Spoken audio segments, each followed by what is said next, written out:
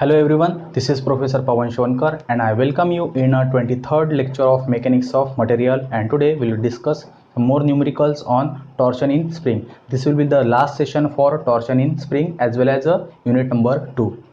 That means here we are ending the unit. Okay, so let us start the numerical.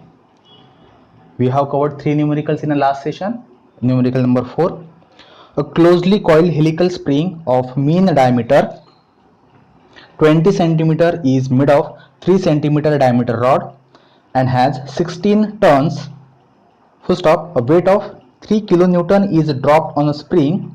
Find the height by which weight should be dropped before striking the spring so that spring may be compressed by 18 centimeter.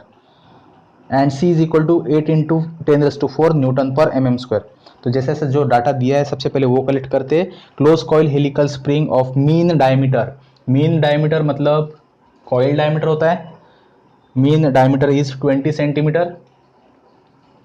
सो इसी हिसाब से आपका coil diameter, coil radius और mean coil radius मिल जाएगा आपको 10 centimetre. Got it. 10 centimetre मतलब 100 mm. Next क्या दिया है. Is made of 3 centimetre diameter rod. Diameter rod मतलब वायर डायमीटर दिया है कितना 3 सेंटीमीटर मतलब 30 mm. Has 16 turns. 16 टर्न्स मतलब नंबर ऑफ कॉइल्स 16. अब कंडीशन क्या दी है. A weight of 3 kilonewton is dropped on this spring. मतलब सपोज ये आपका कॉइल स्प्रिंग है, एक बेस पे रखा हुआ है और एक पर्टिकुलर हाइट से पर्टिकुलर वेट कितना 3 किलोन्यूटन. 3 किलोन्यूटन ये पर्टिकुलर हाइट से ड्रॉप किया जाना है. ऊपर से हम स्प्रिंग पे गिरा रहे हैं उसको. पर्टिकुलर हाइट से ये 3 किलोन्यूटन ये स्प्रिंग पे गिरने वाला है. तो जैसे क्या होगा कि भाई ये वेट अगर इस पे ड्रॉप होगा तो स्प्रिंग कॉम्प्रेस होगा. तो ये गिरने के बाद में एक्चुअल वो कॉम्प्रेशन भी दिया है. तो फाइंड द हाइट. ये हाइट आपको फाइंड आउट करनी है. ये हमें फाइंड आउट करनी है कि भाई ये 3 किलो न्यूटन कितनी हाइट से गिराया जाएगा कि उस ये जो स्प्रिंग है उसमें कॉम्प्रेशन दिया है. Find the height by which weight should be dropped before striking the spring so that spring may be compressed by 18 centimetre. मतलब स्ट्राइक होने तक या स्ट्राइक होने से पहले तक की कितनी हाइट होनी चाहिए कि कॉम्प्रेस होने के बाद में उसमें जो कॉम्प्रेशन रहेगा मतलब डेल रहेगा, कॉम्प्रेशन रहेगा वो 18 सेंटीमीटर. 18 सेंटीमीटर से कॉम्प्रेस होगा. पर्टिकुलर उसकी हाइट होगी कुछ ना कुछ, वो हमें पता नहीं, लेकिन कॉम्प्रेस्ड जब होगा तो उसमें कॉम्प्रेशन कितना आएगा 18 सेंटीमीटर. सो डेल है हमारे पास में 18 सेंटीमीटर मतलब 180 mm. तो ये दिया है. तो निकलना क्या है कि भाई ये वेट कितनी हाइट से ड्रॉप होना चाहिए. अब ये जो है ये क्या है आपका weight to be fold on a spring by from particular height. तो weight falling is 3 kilo newton मतलब 3000 न्यूटन. जो हम हमारे न्यूमेरिकल में वो जो W यूज करते हैं वो क्या है एक्चुअली कि जो स्प्रिंग से कनेक्टेड लोड है, सपोज यहाँ पे हो या फिर यहाँ पे हो, तो एक्चुअली ये क्या लोड है, ये तो पर्टिकुलर हाइट से गिराया जाने वाला लोड है. ये वो लोड नहीं है जिसको हम बोलेंगे कि ग्रेजुअली अप्लाइड. एक्चुअली लोड के टाइप्स है gradually applied, suddenly applied and impact with load. Sorry, load with impact. मतलब क्या है कि भाई जैसे ये प्लेटफॉर्म है, मैं जेंटली बस यहाँ पे रख रहा हूँ, एक ग्रेजुअली अप्लाई कर रहा हूँ कि जैसे मुझे 100 kg करना है लोड. तो 100 kg कैसे 10 kg, 20 kg, 30 kg, ऐसे मैं ग्रेजुअली ये लोड बढ़ा रहा हूं. तो इसको बोलेंगे हम ग्रेजुअल लोड. मुझे 100 kg अप्लाई करना है, मैंने सडनली 100 kg उठाया और डायरेक्टली 100 kg रख दिया. अगेन जेंटली रखा मैंने, पर्टिकुलर हाइट से नहीं रखा है. तो पूरा का पूरा वेट एक साथ अप्लाई करना, वो हो गया आपका sudden loading. Okay. And last है इंपैक्ट लोडिंग. इंपैक्ट लोडिंग मतलब क्या 100 kg वेट ही, लेकिन पर्टिकुलर हाइट से अगर मैं छोड़ू तो इसमें जो इंप्रेशन आएगा उस पर इसका जो फ्रैक्चर होगा, डिफॉर्मेशन होगा, कुछ ज्यादा होगा. पहली केस में डिफॉर्मेशन थोड़ा सा कम हो रहा है। सडनली हमने रख दिया तो उसमें थोड़ा सा डिफॉर्मेशन ज़्यादा हो सकता है। और इम्पैक्ट मतलब क्या, ऊपर 100 kg मैंने ऊपर की हाइट से अगर मैंने छोड़ा उस पर लोड, तो फिर यहाँ पे जो डिफॉर्मेशन है वो ज़्यादा होगा। तो these are the types of loading. तो ये इसमें से ही है। ये W क्या है एक्चुअली, सॉरी ये वेट फॉलिंग, तो ये हो गया आपका इम्पैक्ट लोड। तो ये हमारा W नहीं है। हम यहाँ पे डेरिवेशन में हमने जो W यूज़ किया था, ये यहाँ पे बोलो फिर यहाँ पे बोलो, ये क्या यूज़ किया था कि स्प्रिंग को सब्जेक्टेड, स्प्रिंग पे ग्रेजुअल जो अप्लाइड होने वाला लोड है वो। So suppose W is weight applied gradually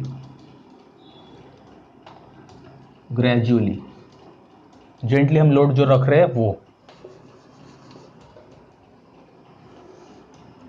clear हो गया ये? तो न्यूमेरिकल समझ में आ गया। तो ये सब डाटा दिया है, ये वेट स्प्रिंग पे ड्रॉप करना है। तो ड्रॉप करने के बाद में इसमें डिफ्लेक्शन आएगा, ये कॉम्प्रेस होगा 18 सेंटीमीटर से। तो ये हाइट इस कंडीशन के लिए हमें फाइंड आउट करनी है। तो सबसे पहले हम स्टार्ट करते हैं न्यूमेरिकल को। सबसे पहले आपको क्या दिया है, कौन सी चीज़ का फॉर्मूला हमारे पास में रेडी है। इसमें डायमीटर है, रेडियस है, ये वायर डायमीटर है, कॉइल्स है। डिफ्लेक्शन का फॉर्मूला हमारे पास में ऑलरेडी है। We know that deflection del क्या है, 64 W R⁴N/C d⁴ फॉर्मूला है हमारे पास में ऑलरेडी, जिसमें देखो डेल क्या है 180 = 64। ये W क्या है, W is weight applied gradual है क्या हमारे पास में, नहीं है, क्योंकि इसको मैंने वेट फॉलिंग लिखा। एक्चुअली ये हमारे कंसिडरेशन में नहीं है। जो W हम लिखते हैं वो, ये तो जो लोड हम ऊपर से गिराने वाले हैं वो है। सो W नहीं है हमारे पास में। R³ R है हमारे पास में 100,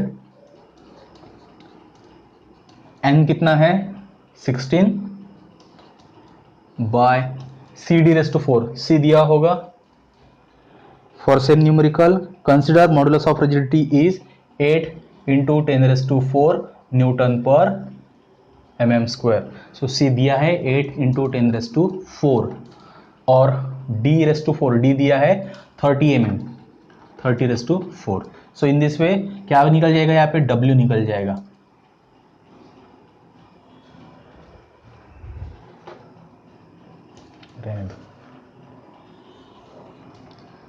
सो W आ रहा है यहाँ पे 11390 न्यूटन। तो ये W क्या है, ये हमारा ग्रेजुअल लोड जो हमारे फॉर्मूलेज में इन्वॉल्व है, लोड अप्लाइड ऑन स्प्रिंग। ठीक है, ये लोड क्या है, ये load which is dropped from the height. Okay, now अब जैसे ये लोड हम स्प्रिंग पे ड्रॉप करने वाले हैं, तो इसमें वर्क डन कितना हुआ, कितना वेट ड्रॉप होने वाला है और कितना डिस्टेंस वो कवर करने वाला है। तो इस प्लेटफॉर्म पे मैं यहाँ से अगर ड्रॉप करने वाला हूँ, ठीक है, तो यहाँ लोड कितना है 3000 और डिस्टेंस कितना जा रहा है, हाइट जा रही है, कंप्लीट जो हाइट है उतनी ही नहीं कि हाइट कितनी हो रही है इसकी, मतलब कंप्लीट डिस्टेंस ये 3 किलोन्यूटन कितना ट्रैवल करने वाला है, ये हाइट और उसमें आने वाला कॉम्प्रेशन, क्योंकि स्प्रिंग यहाँ पे इनिशियली है, बाद में इतना तो वो कॉम्प्रेस होगा ना, यहाँ तक सपोज ये स्प्रिंग, तो इतना कितना कंप्रेस हो रहा है, वो डेल भी कंप्रेशन, मतलब डेल मतलब जितना 180 mm भी कंप्रेस हो रहा है। तो आपका जो 3 किलो न्यूटन का लोड है, जो वेट है, वो कितना डिस्टेंस ट्रैवल कर रहा है, वो H प्लस डेल भी कर रहा है, सिर्फ H ही नहीं कर रहा है। Now so work done on spring और work done by weight falling, work done on spring by weight falling on spring. तो स्प्रिंग पे ये वेट फॉल होने की वजह से कितना वर्क डन हो रहा है, तो कितना लोड ड्रॉप होने वाला है और कितनी हाइट तक के वो ट्रैवल करने वाला है। तो हाइट कितना है, जैसे यहाँ पे स्प्रिंग है आपका, तो इतनी तो हाइट कंप्लीट करने वाला है, और जितना वो कॉम्प्रेस होगा, सपोज वो कॉम्प्रेशन जो लेंथ है वो भी हमें कंसिडर करनी है। तो कितना डिस्टेंस, H प्लस डेल, इतना। ओके, सो यहाँ पे वर्क डन कितना रहेगा, वो रहेगा लोड है हमारे पास में 3000, इतना लोड, और डिस्टेंस कितना, load into distance, force into distance कितना, H प्लस डेल। सो ये हो गया आपका 3000 H प्लस डेल कितना है हमारे पास में 180 mm। ओके, तो ये हो गया आपका work done. Now energy stored कितनी रहती स्प्रिंग में? Energy stored is equal to work done on spring. इसके लिए हमने ये भी लिखा था energy stored is equal to work done. क्या रहता है वो? मैंने एक ग्राफ बताया था आपको, जैसे फोर्स एंड डिस्टेंस, ये ग्राफ लीनियर जाएगा तो वर्क डन कितना हुआ आपका ये triangle. So work done will be average load into distance बोल सकते हैं हम, या फिर सीधा सीधा आप बोलो कि area covered, shaded area covered. तो ये क्या है? Half into base into height. Half base क्या है आपका डिफ्लेक्शन और हाइट क्या आपका फोर्स, मतलब या फिर W। ठीक है, तो ये रहेगा आपका वर्क डन। सो ये वर्क डन और ये वर्क डन हम कंपेयर करेंगे। सो एनर्जी स्टोर्ड हम लिख सकते हैं half into load into distance, half into load into deflection del. So half load कितना है 11 कितना निकाला था हमने 11390 और डिफ्लेक्शन है हमारे पास में यस 180। सो ये हो गया आपका इक्वेशन 1 और ये इक्वेशन 2, मतलब ये भी वर्क डन है और ये भी वर्क डन है, तो दोनों हम इक्वेट करेंगे।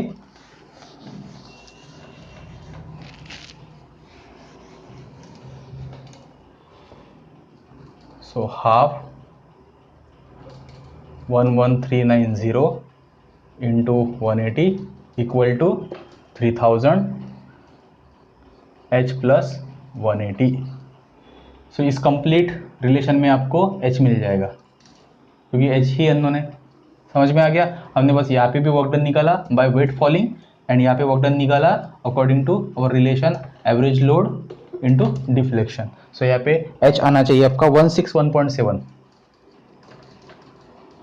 हाइट है तो mm में रहेगा। समझ में आ गया? थोड़ा सा एक टिपिकल न्यूमेरिकल है बस।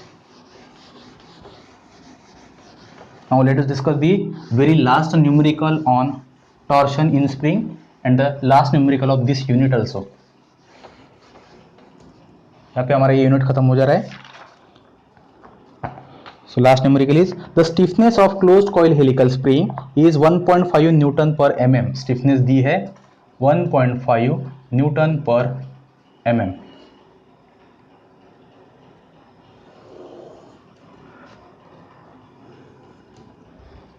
Next of compression under maximum load of, load दिया है maximum load of 60 newton. Maximum shearing stress produced in the wire of the spring is, maximum shear stress मतलब टाउ दिया होगा, maximum shear stress is 125 newton per mm square. So वहां पे बोला है maximum shear stress produced in the wire of the spring is 125 newton per mm square when coils are touching. Coils are touching मतलब एक दूसरे को पूरा का पूरा कॉम्प्रेस्ड है स्प्रिंग, दोनों इसमें कुछ भी गैप नहीं है कॉइल्स में। ठीक है, द सॉलिड लेंथ, यहाँ पे लिख देता हूं मैं, सॉलिड लेंथ इज 5 सेंटीमीटर, इसको मैं लिख देता हूं 50 mm। बाद में मैं समझाऊंगा कि सॉलिड लेंथ मतलब क्या। और C की वैल्यू दी है 4.5 into 10⁻⁴ Newton per mm square. और निकालने के लिए बोला है diameter of wire D, main diameter of coil that is capital D, या फिर हम यहाँ पे R निकालेंगे, रेडियस निकालेंगे। डायमीटर बोला है तो आप डायमीटर ही निकालेंगे सीधा सीधा। So number of coils required मतलब N, दैट्स इट। बस ये तीन चीजें आपको निकालनी है। ठीक है, जैसे प्रॉब्लम हमारे पास में सबसे पहले इसको स्टार्ट कहाँ से करना है, ये देखना है कंप्लीट डाटा में कि क्या वैल्यूज दी है और किसका फॉर्मूला हमारे पास में अवेलेबल है। जैसे स्टिफनेस का फॉर्मूला है हमारे पास में, so we know that stiffness क्या फॉर्मूला है, लोड अपॉन डिफ्लेक्शन। डिफ्लेक्शन मतलब 64 W r³ N by C D raise to 4, C D raise to 4 ऊपर जाएगा, ठीक है, वही फॉर्मूला है, मतलब डब्ल्यू बाई डेल का फॉर्मूला लिख दिया मैंने 64 W R cube N by C D raise to 4। So S कितना है हमारे पास में 1.5 इक्वल टू डब्ल्यू कितना है 60, सी कितना है, सी है 4.5 इंटू 10 रेस टू 4, डी है हमारे पास में नहीं, D raise to 4 by 64 W, अच्छा डब्ल्यू डब्ल्यू तो वैसे ही कट गया है ना, तो डब्ल्यू लिखने की जरूरत ही नहीं है, डब्ल्यू डब्ल्यू वैसे कट गया, और तो 64 आर क्यूब एन, एन कितना है, आर नहीं है हमारे पास में, नहीं है, और एन कितना है, एन भी नहीं है। सो बहुत ज़्यादा अननोन टर्म्स है इसमें, देखो डी आर एन, इतने टर्म्स एक इक्वेशन में सॉल्व नहीं हो सकता है, इसलिए फिर हम क्या करेंगे यहाँ पे किसी भी एक नोटेशंस के लिए वैल्यू निकाल के रख देंगे, just like D raise to 4, so D raise to 4 will be सभी चीज़ें जैसे 1.5 उधर जाएगा 64 into R cube into N divide by 4.5 into 10 raise to 4, ठीक है। तो मैंने डी रेस टू 4 के लिए बस ये वैल्यू निकाल के रख दी, तो आपको इतना कैलकुलेशन सॉल्व करना है 1.5 into 64 by 4.5 into 10 raise to 4, ठीक है। सो डी रेस टू 4, तो इतना कैलकुलेशन आना चाहिए 0.002133 ये कैलकुलेशन, और as it is R cube into N. तो चलो हम इसको इक्वेशन नंबर 1 दे देते। यहाँ पे एक्चुअली क्या है कि नंबर ऑफ टर्म्स जो अननोन है वो बहुत ज़्यादा है और डाटा बहुत कम है। चलो नाउ नेक्स्ट क्या है हमारे पास में, टाउ, टाउ का फॉर्मूला है हमारे पास में, again tau is equal to क्या है 16 W R by pi D cube, यही फॉर्मूला है। नाउ टाउ कितना है हमारे पास में 125 इज इक्वल टू 16, डब्ल्यू कितना है 60, आर नहीं है हमारे पास में, और पाई डी क्यूब। तो यहाँ पे भी फिर से आर और डी नहीं है हमारे पास में, जैसे हमने यहाँ पे डी रेस टू 4 के लिए एक वैल्यू निकाल के रख दी, यहाँ पे हम क्या करेंगे आर के लिए वैल्यू निकाल के रख देंगे, just like R equal to, तो आर इक्वल टू क्या हो जाएगा 125 into pi into D cube by 16 into 60। तो इतना कैलकुलेशन हम कर सकते हैं 125 into pi by 16 into 60। So R की कुछ ना कुछ वैल्यू हमें डी क्यूब के फॉर्म में मिल जाएगी, वो है 0.4090 डी क्यूब। तो हमने आर की वैल्यू डी के फॉर्म में निकाल के रख दी, सपोज ये इक्वेशन नंबर 2 है।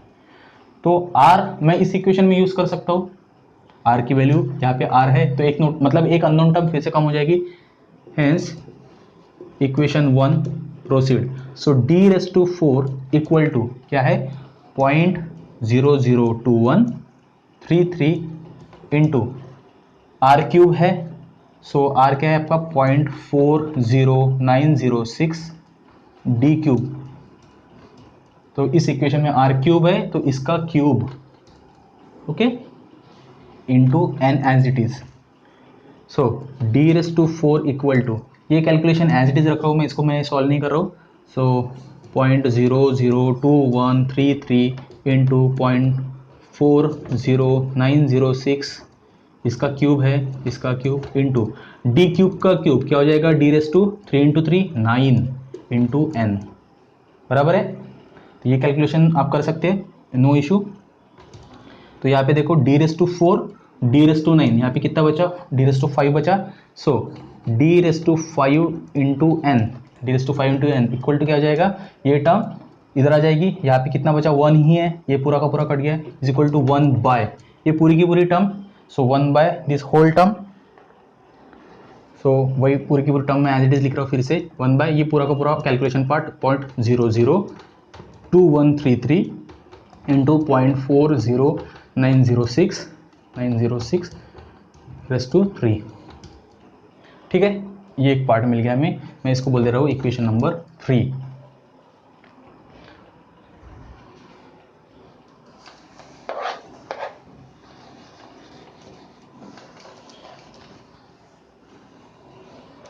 नाउ कहाँ तक पहुँचे हम, D raise to 5 into N is equal to this, हमने इक्वेशन निकाला आर का इक्वेशन निकाला, आर का इक्वेशन में इसमें पुट अप कर दिया, तो यहाँ तक हम आ गए। नाउ एक टर्म आई थी सॉलिड लेंथ।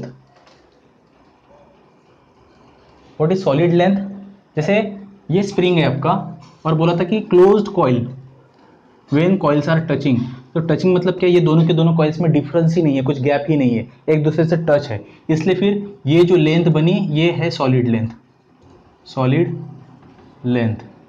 अगर कॉइल फ्री है, एक दूसरे में गैप है, तो उसमें पिच वाला डिफरेंस आएगा ना, लेकिन यहाँ पे कॉइल से कॉइल एक दूसरे को टच में है, इसलिए फिर दोनों में कुछ भी गैप नहीं है। और ये जो लेंथ है इसको बोलेंगे हम सॉलिड लेंथ। ये दी आपको 50 mm या फिर 5 सेंटीमीटर।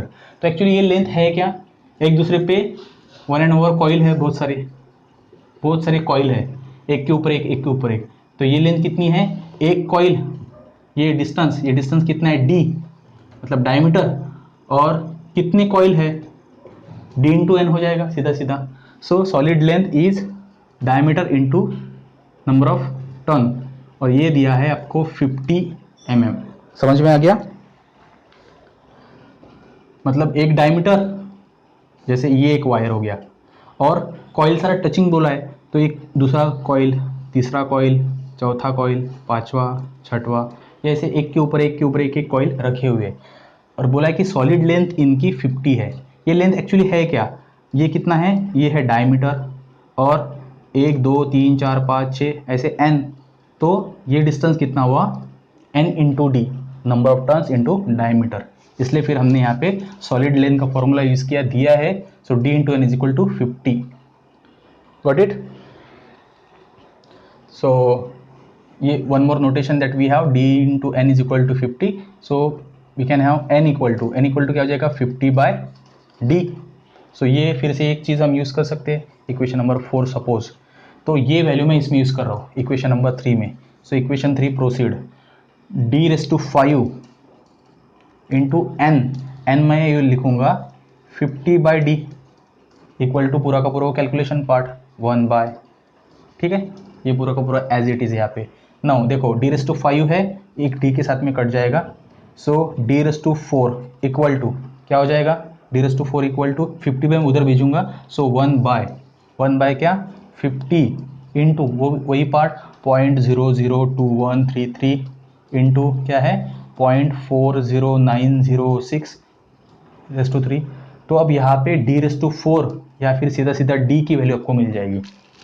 सो d⁴ यहाँ पे ये कैलकुलेशन आना चाहिए एक्चुअली 136.99 या फिर 137, और तो d आया, fourth root of this value is 3.42 mm। तो यहाँ पे हमें वायर डायमीटर मिला 3.42 mm। ओके, इसके हिसाब से हम मीन कॉइल डायमीटर निकाल सकते हैं। रेडियस है हमारे पास में, देखो, हेंस r इक्वल टू, इसमें d की वैल्यू पुट अप कर दो तो आपको r मिल जाएगा, सो 0.40906 इंटू d³ मतलब 3.42 क्यूब, तो आपको रेडियस मिल जाएगी 16.36 mm रेडियस, मीन कॉइल की रेडियस। अगर स्पेशली पूछा है कि डायमीटर निकालो तो आपको पता है diameter will be 2 into this value 32, so around 33 mm हो जाएगा ये, ठीक है। और नंबर ऑफ कॉइल्स पूछे लास्ट में, डायमीटर ऑफ वायर हो गया, डायमीटर ऑफ मीन कॉइल हो गया, लास्ट में नंबर ऑफ टर्न्स। तो n के लिए अभी एक रिलेशन हमारे पास में 50/d, सो 50/d क्या है, d इज 3.42, सो n कितना हुआ, n will be 14 point something, 14.62। अब 14 ये कंप्लीट टर्न है, 0.6 हो सकता है क्या, तो राउंड अप करना पड़ेगा, सो n will be 15 turns. Clear है? तो हमारे पास में ये डायमीटर है, ये मीन कॉइल डायमीटर या फिर mean coil radius, and number of turns 15। ये हो गया आपका कंप्लीट न्यूमेरिकल। थोड़ा सा टिपिकल था क्योंकि डाटा बहुत कम था और मैक्सिमम नोटेशन हमें यहाँ पे निकालने थे, ठीक है, इसलिए बहुत सारी एक एक चीज़ को हम दूसरे चीज़ों के फॉर्म में निकालते हुए यहाँ तक के पहुँचे। So successfully we have completed here unit number 2, that is a torsion in shaft and torsion in spring. So from next lecture we will start a new unit. Okay, thank you.